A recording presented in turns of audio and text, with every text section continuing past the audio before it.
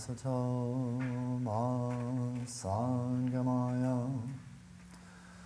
tamaso ma jyotirgamaya mrityama amritam gamaya avir ma edhi rudrayate dakshina mukham te namam bhahinityam om shanti shanti shanti.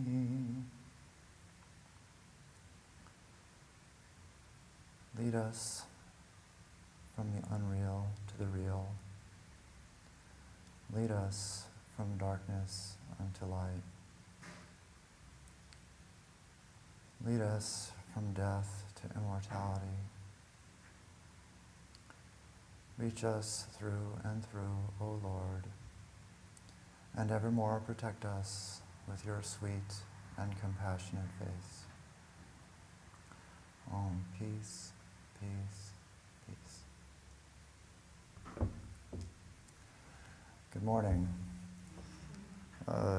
Today's talk is on the Shodashi Puja. I thought this was a good topic, well timed. We have Kali Puja coming up on Thursday night, so it seemed appropriate. And for those of you who don't know, probably most of you know, but for those of you who don't know, Sri Ramakrishna worshipped the Holy Mother, his wife, as an embodiment of the Divine Mother. And that's what we call the Shodashi Puja. I am speaking today from the standpoint that Sri Ramakrishna is an avatar. Avatar, this word we've all heard.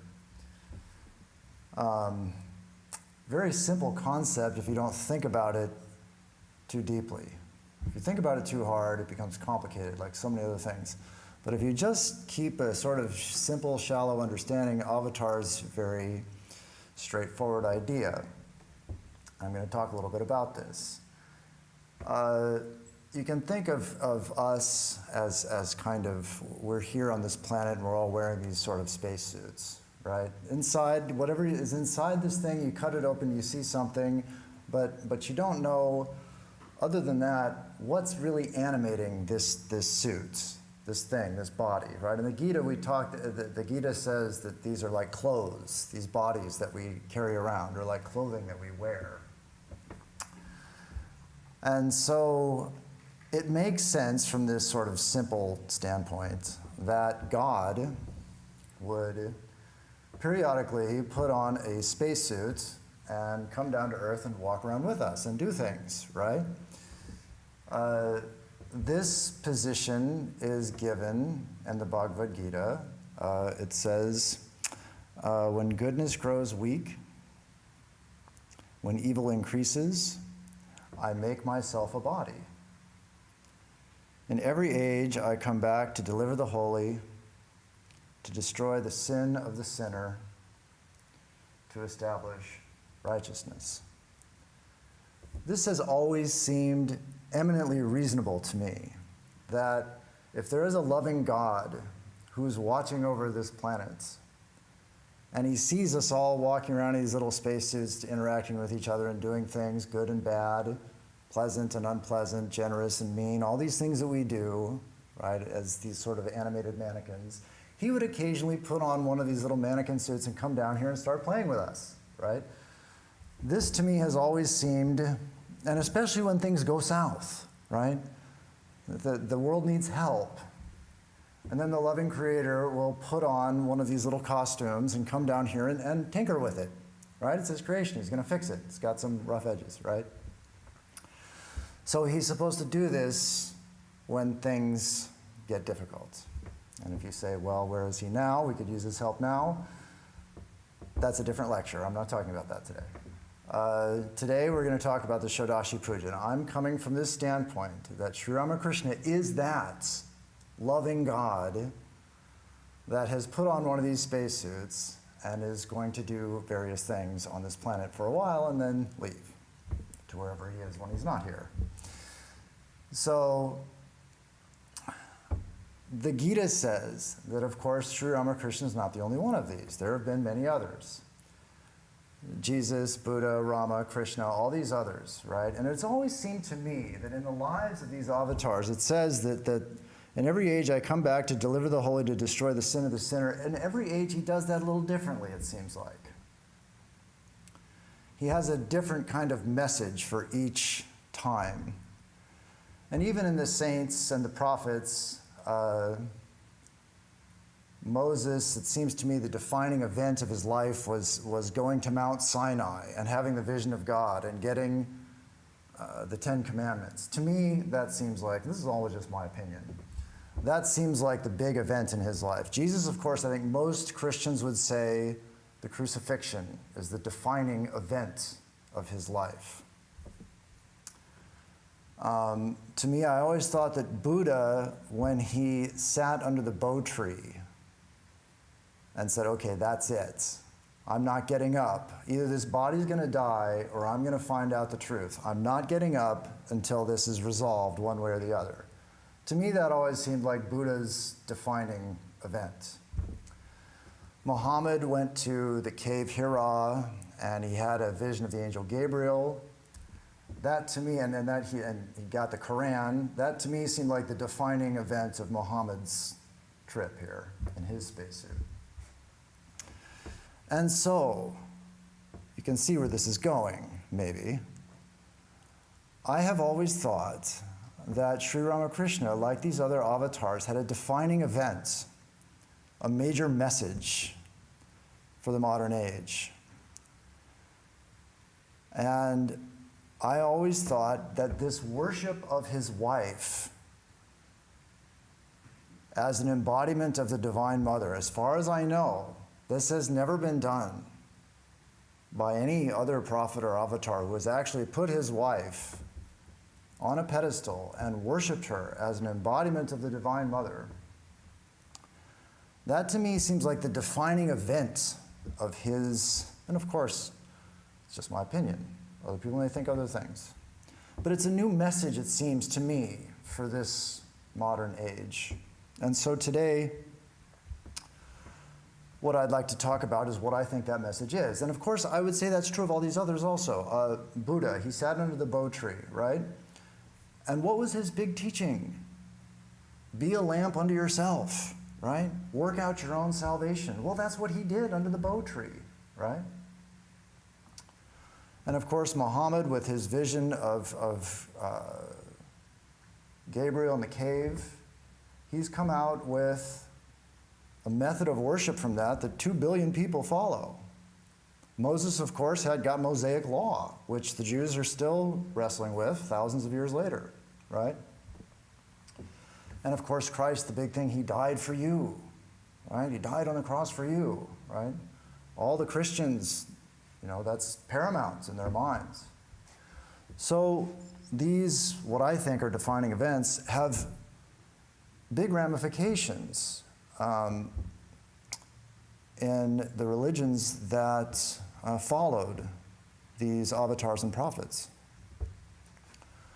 So what are some of the ideas, or what are some of the ramifications of Sri Ramakrishna worshiping his wife as an embodiment of the Divine Mother? I think there's a few. I think the first and probably the most obvious one is the elevation of women. I mean, he could have said, I mean, it's no secret that men have used their greater physical strength to subjugate and abuse women for thousands of years. He could have said, that's bad, don't do that. He could have done that. He didn't do that. He could have said, women are equal to men, right? He could have said that. He didn't say that either. He could have even said women are better than men. He didn't say that. He said all the women that you see are only she, the Divine Mother. That's what he said. I think that's a direct quote. All the women you see are only she, the Divine Mother. And there is a beautiful story of this in his life. It's not the Shodashi Puja, but you might think that this message is primarily for men, right? Hey, wake up, stop treating them that way, right?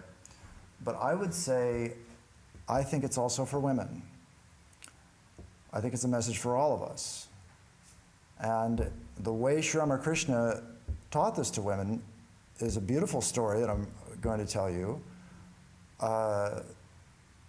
He was in his room in Dakshineswar, and he was surrounded by a bunch of very respectable, well-to-do, upper-class Bengali ladies. And he was giving them spiritual instruction, right? And then in the middle of this discourse he's giving them, he sees the local prostitute walking outside his room. And he leaves the women. He stands up and goes to the door and calls to the prostitute. It just kills me. He leaves those women and he goes and calls to the prostitute and says, hey, how come you haven't been here to visit me? You know, what? Where have you been? Come visit me.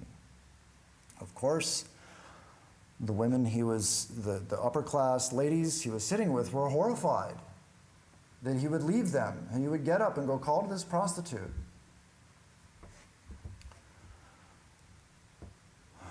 And so then he took them, after he did this, he took them to the shrine and he said out loud to the image of Mother in the Kali temple, he said, Mother, you indeed have become the prostitute and the chaste woman. And so I don't know what those ladies got out of this experience, but it seems to me the most amazing thing about it is, if you think about it, what did that prostitute have to offer him? He called to her. Why? She was shunned by society. There was nothing that she could have done for him except make him look bad for hanging around with a prostitute. That's about it, right? And the point that I got from it is that we are all in the same boats. None of us really have anything to offer to God, right? God, come here and I'll show you a good time, right? Lord, come into my life and you won't regret it. You'll be really happy because I'm really fun to be with, right? I'll take you here and there in places you've never seen. What are we going to tell God to bring God into our lives? We have nothing really to offer him, right? No more than the prostitute did anyway. And I think, you have the upper class ladies there. They must have thought something like this, I mean, if you think again from the standpoint that this is an avatar, right? And you're trying to get, the Lord is actually calling to us. He's actually calling to us to come to him when we really have nothing to offer him. It's just grace, right? So I think, back to the Shodashi Puja, the important lesson here is that it's not just for men to see women as the Divine Mother. It's for women to see each other also as embodiments of the divine. I think that's one of, well, I'd say that's the first. That's the first. I have a few more, okay? That is elevation of women. All women, in the eyes of everyone. And another point I thought we could get from this puja is this idea that renunciation is deification. That's a tough one. Renunciation, everybody hates this one. And why am I going to say this has anything to do with the puja? Renunciation is this terrible thing. This is why nobody wants religion, is because of renunciation. Renunciation says, you know, you have to stop doing things that you like doing and start doing things that you don't like doing. Right? That's religion. That's why everybody hates religion, is because it tells you that, right? Stop doing those things that you're having a good time doing and start doing these unpleasant things that are good for you, right? That's religion. And so in Sri Ramakrishna, very strongly, over and over again in the gospel, renounce, Kamini Kanchana, renounce, Kamini Kanchana. How many times it's in the gospel? I don't know, a lot. So, what is Kamini Kanchan? Probably all of you know. Kamini, kama is pleasure, desire, pleasure. And Kamini is female embodiment of pleasure, so it's woman looked upon as an object of pleasure. No really good translation in English for that. But an objectified woman is Kamini. Kanchan is gold, means money. And so the idea is to give up lust and greed. And what does he do? He calls to the prostitute, right? So giving up, renouncing, Kamini, does not mean condemnation. It doesn't mean you throw all the prostitutes in jail, right? It doesn't mean that. And how does this figure in to the Shodashi Puja?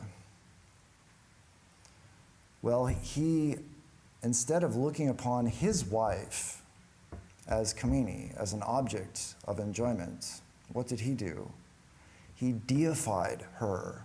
He looked upon her as the direct manifestation of the Divine Mother, right? He deified his wife. And this is the idea, I think, that we can get, which maybe some of you haven't thought of before, that renunciation isn't condemnation. Right? It isn't, that's bad, stop doing it. It's see God in it, deify it, right? And there's a great story of Holy Mother on this account where unlike Sri Ramakrishna, she had to manage a household. God bless her, I'm so grateful for it, that she actually took on a bunch of difficult personalities and did a bunch of odious work and got down in the trenches where we live and showed us how to do it. So Sri Ramakrishna wouldn't touch money. Well, Holy Mother would. Right? She kept it in a box in her room, which would be completely anathema to Sri Ramakrishna. He never would have done that. Right? Wouldn't touch it. Said it burnt his hand. Right? It burnt him, his flesh, to touch money. He was so finished with it. Mother kept it in a box because she had to do the shopping. She managed the household, right? And so one of her little monk boys came, and it was time to go do the shopping, and it was his job, and so she's counting out the money for him because she figures out all the vegetables and whatever else they need. And she takes the money, and what does she do? Whoops, excuse me, this thing's right there, okay. She touches it to her forehead. Isn't that beautiful? What a beautiful solution, right? She touches the money to her forehead and then hands it to the monk to go do the shopping, right? She deifies the money. That's her method of renunciation, right? See how many problems that solves. I mean, if you like it or hate it, you cannot deny it that money is stuck here with us today. We have got to deal with it, right? And so did she, because she took on those mundane householder activities that we face, right? And her life is like this lesson book for us. And so she didn't just cast it aside. She saluted the divine in the money. Now, if you did this, could you feel proud of your wealth? How would that work? Could you feel like a big shot because you had a whole bunch of money? No, because you're saluting the money. You're saluting the God, the power in the money. And it just forces an attitude of humility on you. And this is something that's actually done in the order. When there's a major purchase, at least, some big stuff in the monastery, we would generally offer some flowers and wave some incense and sing some songs for whatever it was we bought. And I remember the first time we went out to go sing and offer flowers to the new car in the monastery. And I thought, this is kind of weird, what are we doing with this car? We're going to worship this car? The idea was to show respect to this thing.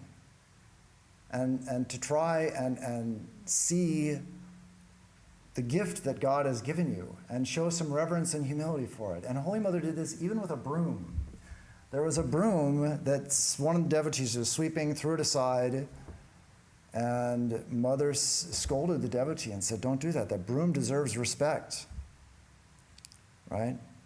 The broom, you should sweep the floor with reverence, right? She said the smallest work should be done with reverence. That's what she said. And this is something that we can practice in our lives. And you may think, well, this sounds crazy. Why would I worship or salute my broom? Why would I salute my car, right? I can't explain it. I can't. But I've tried it. And there's something to it. You have to try it for yourself. Next time you have a new whatever, try it. And you see your attitude towards that thing and the activities you undertake with that thing will be changed. Anyway, that is, I would say, another message that I got from Sri Ramakrishna's worship of his wife. This idea that we renounce Kamini Kanchana doesn't necessarily mean condemnation. It means deification, reverence, right? New attitude towards the things that we already have in our lives. So that's two. I've got another one. Another big one that I thought, and this is, I think, one of the most astounding things that happened during this puja. It has to do with the lesson we get on intimacy, right? This intimacy is something that we all want. And it's back to these sort of spacesuit things that we're wearing that I was talking about at the beginning. They limit us. Right? According to Vedanta, there's something called the Panchakosha, the 5 sheaths that cover the individual self. I'm not going to go into that, it's too much.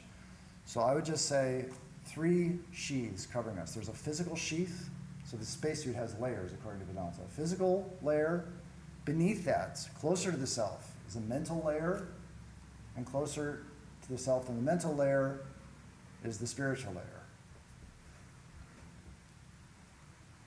And these layers are kinds of bodies. They limit us, just like this physical body. It's so small and so brief. This universe is so big, right? And so old. These stars are billions of years. In a few decades, this thing's going to be gone. Somebody's going to bury it or burn it or whatever. And then whoever's in this space is going to beam off somewhere else, right? That terrible sense of smallness and briefness that we try not to think about, maybe. I know some people I say this to and they're uncomfortable. They don't want to hear this. Yeah, it's a little discomforting, but we know it at some level, even if you don't want to hear it. We still know it. And it forces us, or it encourages us, perhaps I should say, to reach out, right? If I can get a few more bodies on my side, then I've got a little bit more than this going, right? It encourages us to reach out for physical intimacy. The same thing with the mind, right? We have this, when you think about all the information in this universe and this tiny little brain, we have to process it. And you've got one thought at a time. You may have a bunch of thoughts that are crowding in for attention, but there's only one that gets your attention at a time. You may switch around very quickly from one to the next, but basically our mental capacities are very limited. And by the same token, we want to reach out and make a connection on an intellectual level with another human being, because we are limited by these layers, sheaths, koshas they are called.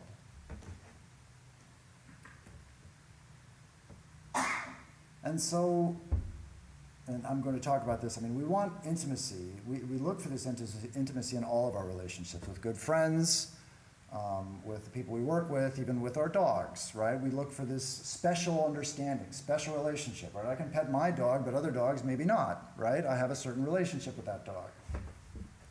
I have dogs now in the desert, so they come into my mind. Anyway, the idea is that these bodies that encourage us to go outward and look for intimacy also limit our ability to satisfy the urge, right? There is a certain physical limit to physical intimacy. Just by the fact that I'm here, none of you can be here unless you push me out of the way. This body excludes other bodies. This is, according to Vedanta, the rule of what is called Bur Loka. This Loka, this world we're living in, is ruled by the earth principle. The earth principle is that if I'm standing here, you can't be, because I'm solid and you're solid, right? There are other worlds with different spacesuits that have different layers that obey different rules, according to Vedanta. And in the next higher world is called Bhuvar Loka. It is based on the water principle. And so I can be here, and just as you've seen two waves that approach each other and they go through the other side, somebody else could just go right through, right? So these worlds are not governed by this principle of exclusion. Also, water is more translucent. You can see more. You can see through it, somewhat. That is a metaphor for knowledge. So more knowledge of the other, less exclusion of the other, means that in these higher worlds, there is a greater degree of intimacy. There is more intimacy. There is more knowledge of the other, and there's less exclusion of the other. And as the worlds go up, there's this solid world, there's the water world, and it's not actually water, it's the water principle. Then after that is fire, air, ether, all these principles, higher and higher planes of existence, right? Less and less exclusion, more and more knowledge, greater intimacy. Okay? But we're stuck in Burloka with these solid spacesuits. Okay? Sri Ramakrishna, in his worship of his wife, achieved the state of samadhi, and so did Holy Mother. They both did during this worship. I'll read Swami Sardananda's description.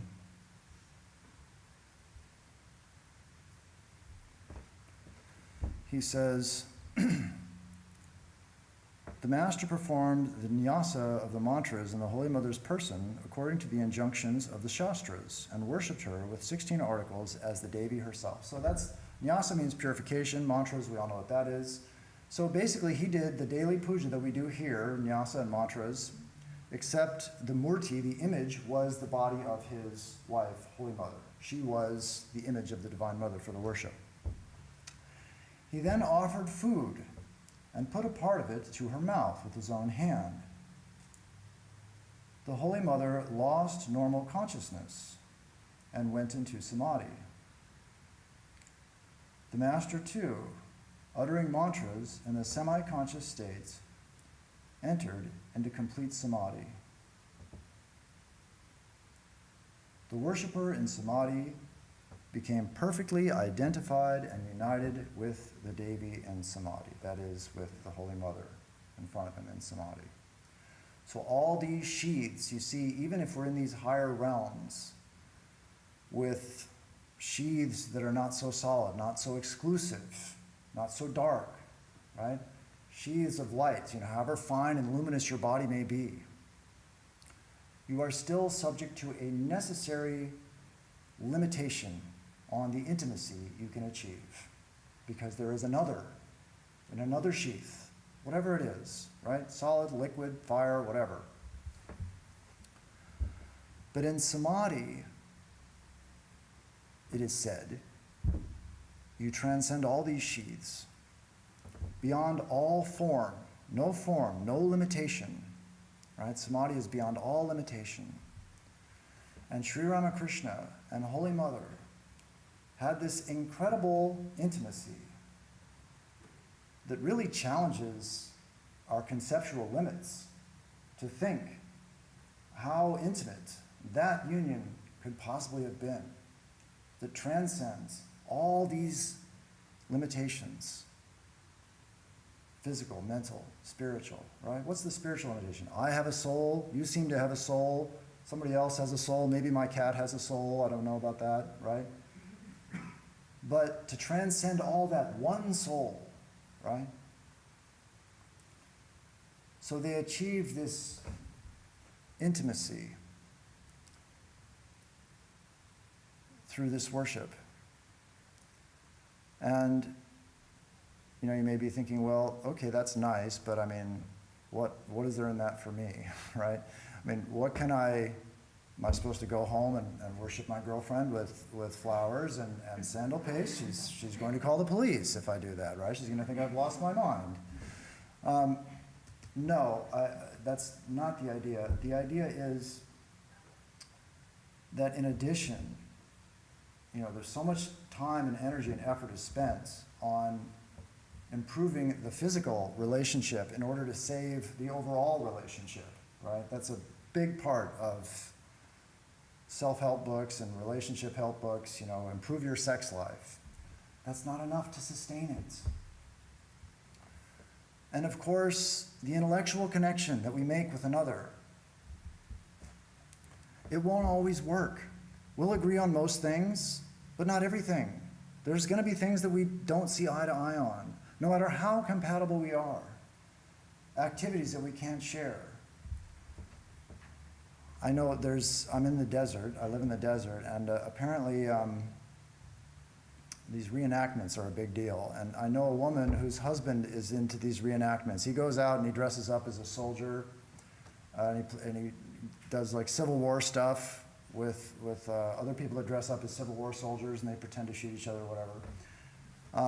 And there's also camping. They have period camping where they'll go and dress up in 1840s outfits. No cell phones allowed. You have to be just so like you're living in the 1840s. Anyway, she couldn't do it. She tried. She went out with him for a few times to these things. And it just didn't work for her. She tried to share this experience with him, and she couldn't. And so now he gets to go play soldier on the weekends, and she does something else, right? Because no matter how compatible you are, even on the mental level, we're not going to be able to agree on everything. On the physical level, we're not going to be able to agree on everything. But if we have a spiritual connection, a spiritual relationship,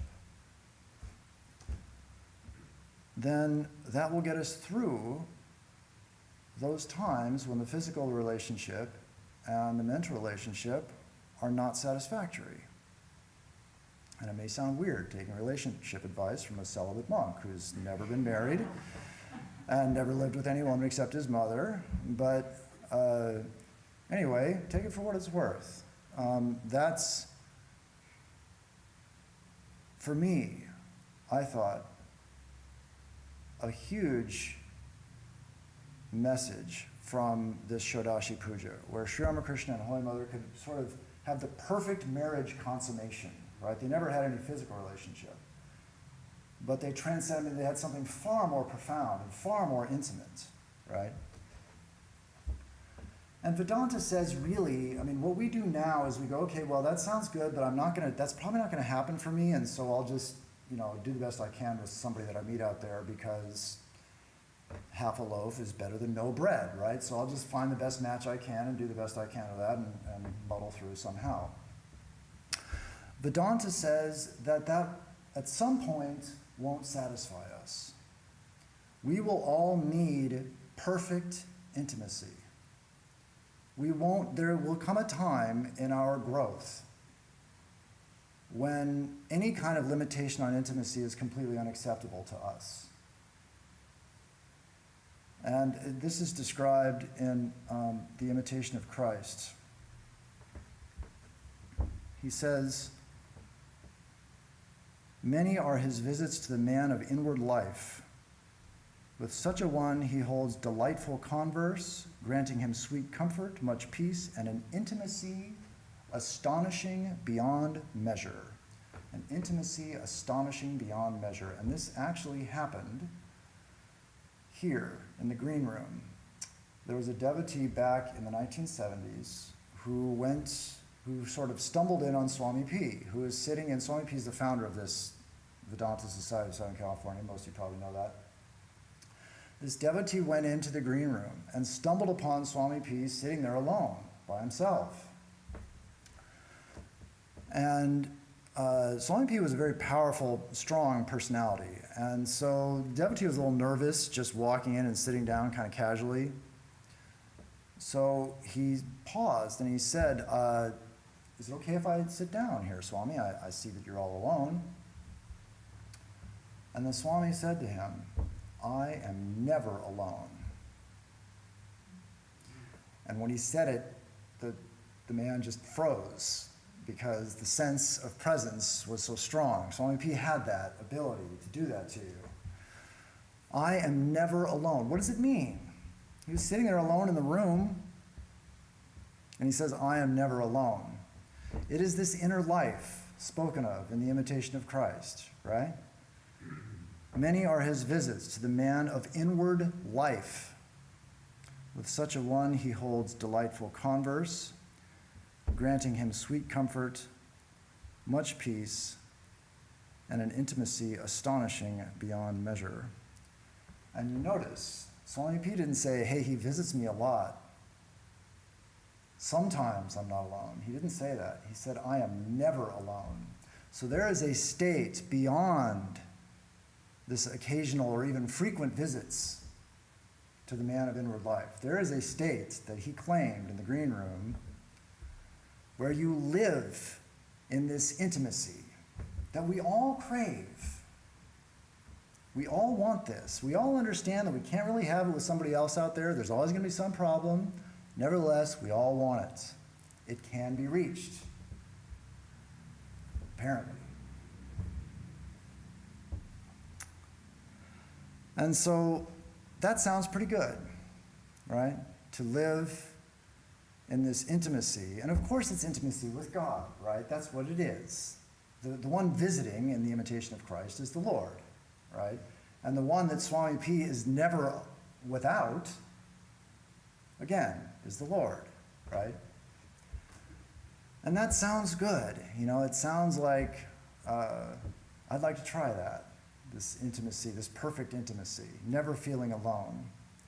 And yet, at the same time, it might not be as easy as it sounds, because I think most of us have been in relationships, not necessarily romantic relationships, any relationship.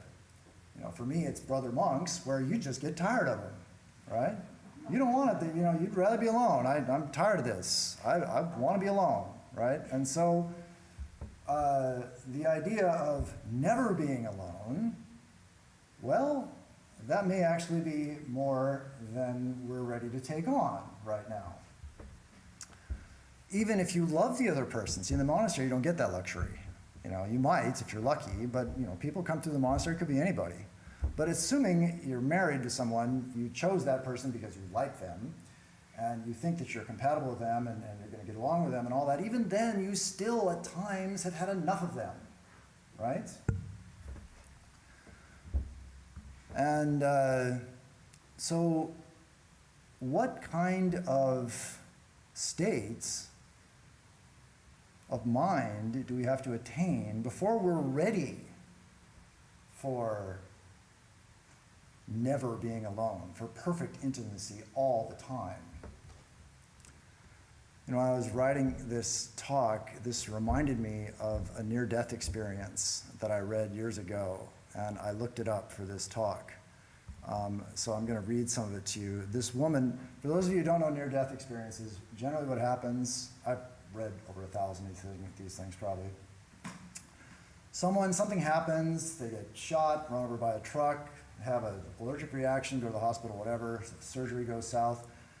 They flatline, they float above their body, and they go into a tunnel.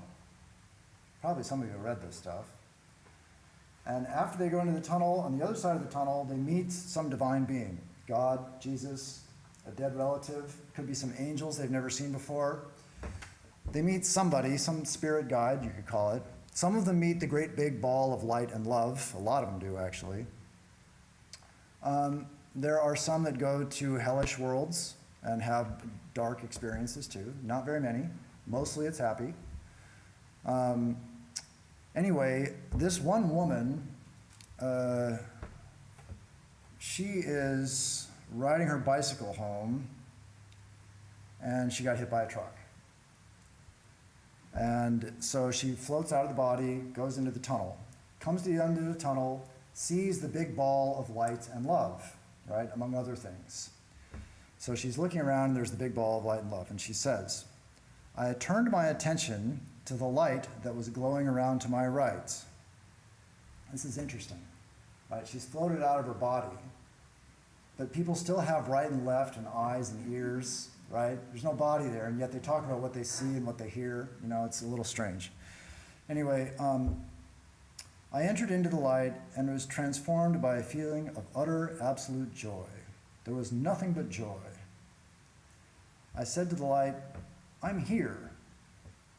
And the light said, great, in a voice that rang with happiness and bliss. I gave myself up to the bliss and learned many things. I learned that I am eternal, and though I may experience many forms of death, I will always know who I am. I have nothing to fear, only more to experience. And I am the one that ultimately chooses what I experience. Very Vedantic. In fact, if you ever read any of these near-death experiences, you'll find they agree almost perfectly with Vedanta. Anyway, so there's a lot here. I have nothing to fear, only more to experience. That's a pretty remarkable statement. I think we all know that some of our experiences on this planet have been fraught with fear. To not fear any experience is quite a state of mind to be in, right? The only way you can do that is if you know you're not going to die, you're eternal. And she says that she knows that. She's eternal. She may experience death many times, but she's always going to be there, right? And then she goes on. This is why I picked this thing. This is the interesting part. She says, eventually, I became disenchanted with eternal bliss. I became disenchanted with eternal bliss and decided to leave. I said to the light, I'm leaving. And the light said, great. Continuing its utter joyous and blissful existence without in any way being altered by my presence. Right? So what's the idea here? The idea that, again, I'm back to this idea of intimacy that we learn about in the Shodashi Puja. It sounds so good, and yet can we really take it? Here you are, giving yourself up to the bliss. She said, I gave myself up to the bliss. Then I got disenchanted, whatever that means, and I wanted to leave. She said she had more to experience. And that's it. God's presence is so overwhelming and so loving that it demands all of us. You give yourself up to it. See, we don't have to do that with each other, right? You're in a relationship, all you have to do is sit next to the other person. You may not even want to be there. You're in the same room with them, you'd rather be somewhere else, but you're there, and they may even know that you don't want to be with them. You know, he's in one of his moods or whatever, right? None of that works with God, right? You're sitting with God already, right? He's already in your house. He's already in your car. That's not enough. God requires our attention. We have to give ourselves up to him. So much joy and bliss and love and overwhelming presence demands all of us. And the fact is that if we still have desires, they will come bubbling up and do just what happened to this woman here. I need to go do something else. I need to go have some other experience. Some desire, and it may be something specific. I want to go surfing, or I want to go to the library, or whatever it is.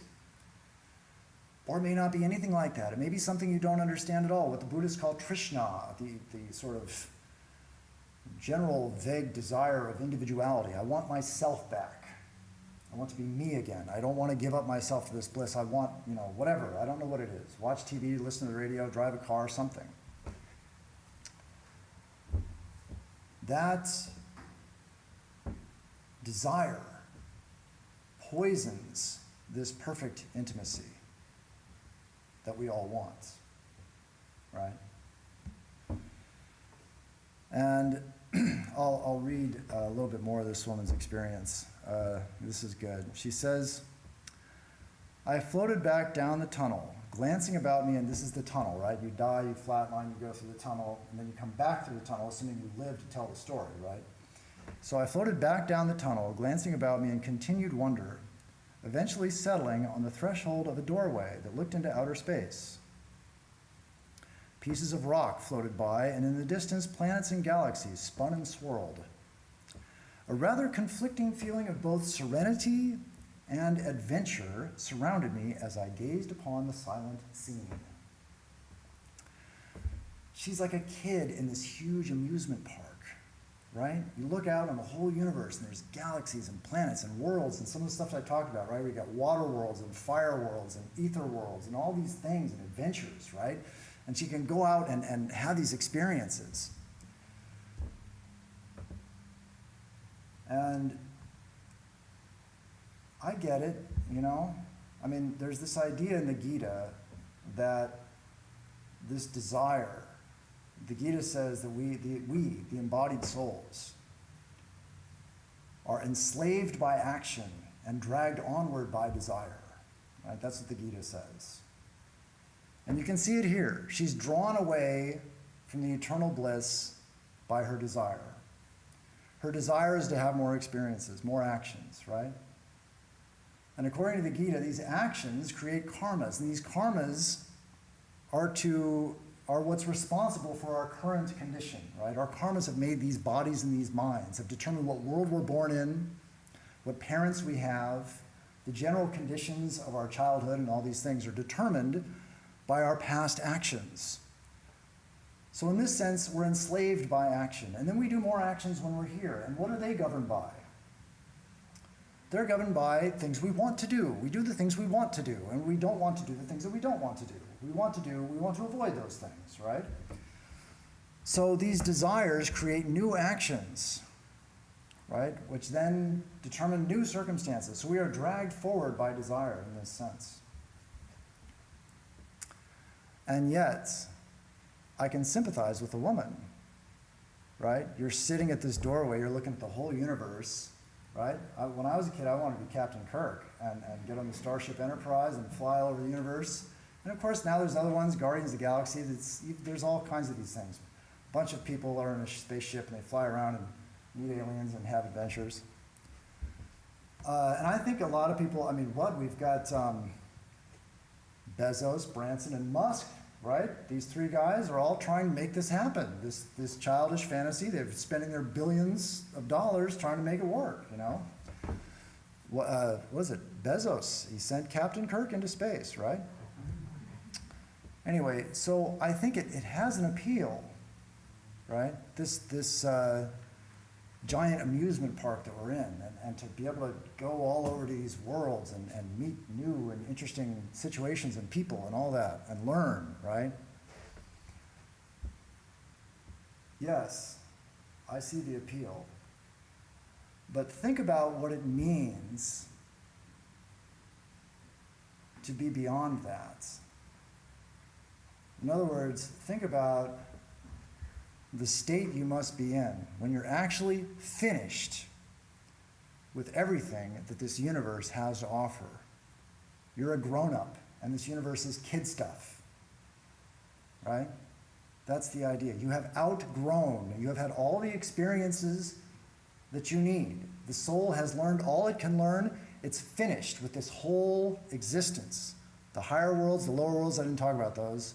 They're not that interesting. Dirtier, darker, more painful. Up and down. Depending on the karmas, we go up and down, right? And at some point, we outgrow the whole process. And we look upon the whole thing as kid stuff, right? Because we're grown-ups. That's the state we have to reach for this liberation, right? What did St. Paul said? When I was a child, I thought as a child. I spoke as a child. I understood as a child. When I was an adult, I put away childish things, right? At some point, you've had enough. You've actually outgrown everything this universe has to offer you. Swami Vivekananda talks about this. And he basically calls it a play, kid stuff. He says, this is only a play. However terrible, hideous, and dangerous it may appear, we have mistaken its aspect. When we have known the nature of the soul, hope comes to the weakest, to the most degraded. To the most miserable sinner, his soul is pure. It may be hidden for millions of eons. Millions of eons, okay? That's many Big Bang cycles, right? Assuming these things cycle. That's a debate. I was a physics major, and they're still debating that one. But anyway, it's a long, long time. It may be hidden for millions of eons, but at last it will conquer and come out. You have taken your fate in your own hands. Your own karma has manufactured for you this body, and nobody did it for you. You have yourself manufactured your body bit by bit, and all the responsibility of good and evil is on you. This is the great hope. Now, when I read that, I did not think that was a great hope. All the responsibility of good and evil is on you sounded like a great responsibility. It didn't sound like a great hope. But then he says, at the same time, he, the bondless, the ever merciful, is always ready to help us to the other shore, for his mercy is great. And this is the last part of the Shodashi Puja that I'm going to talk about. In addition to these other things that I've said, you've got the elevation of women, renunciation is deification, real intimacy is spiritual intimacy. Here's number 4. When did Sri Ramakrishna do this puja? He did it on the night of Falaharini Kali. Falaharini Kali, right? We have Kali Puja coming up this Thursday. Falaharini Kali, I think, is in June usually. Is that right? Do you know? It's May or June. Anyway, Phala means fruit. It's understood to mean the fruits of actions. Harini is she who takes. So it is the Divine Mother in the form of the one who takes the fruits of our actions, who releases us from this enslavement by action and being dragged onwards by desire. That is the night that Sri Ramakrishna worshipped his wife. And what did he do? At the end of the worship, he gave up everything. All his beads, all his actions, everything that he had done, he surrendered to her. See, to me, this is a roadmap for us so that we can outgrow all that this universe has to offer us, that we can overcome all this desire and all this karma that pushes us here and there, up and down, high and low, happy and sad. And so this Thursday, we're going to have Kali Puja. And my prayer is that we can gather all the sincerity that we can muster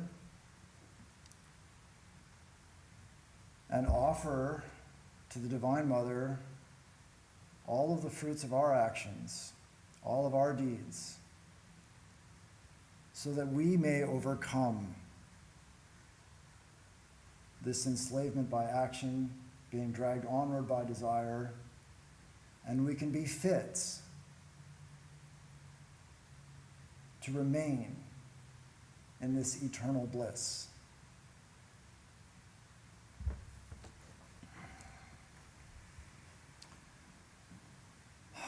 May the good Lord bless you and keep you. May he make his face to shine upon you and be gracious unto you. May he lift his countenance upon you and give you peace.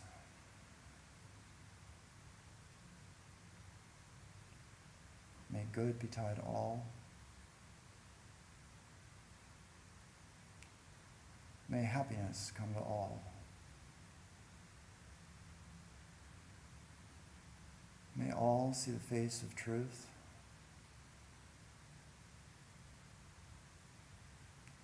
And be fortified with the armor of love, goodwill, joy,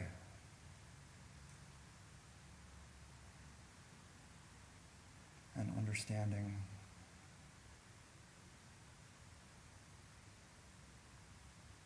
Om, peace, peace, peace. Peace be unto us. Peace be unto all. Hariom, Hariom, Hariom, Tatsat.